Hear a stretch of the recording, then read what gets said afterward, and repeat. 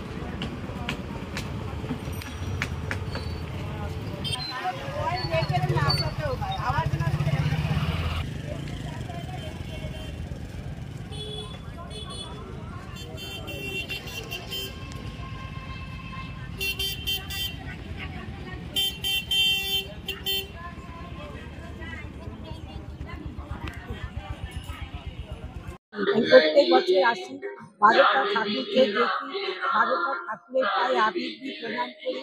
আমার খুব ভালো লাগে, খুব আনন্দ পাই। কোথা থেকে আসছেন? আমি কৃষ্ণনগরে থাকি, কৃষ্ণনগর থেকেই আসি। প্রত্যেক বছর আসেন? আমি প্রত্যেক বছর আসি। আপনার নাম? আমার বাণী ব্যানার্জি। ধন্যবাদ। মিলন অধিকারী, কোথা থেকে আসছেন? কৃষ্ণনগরের কাঁঠালপোতা। আচ্ছা, প্রত্যেক বছর আসেন? হ্যাঁ, প্রত্যেক বছরই আসি।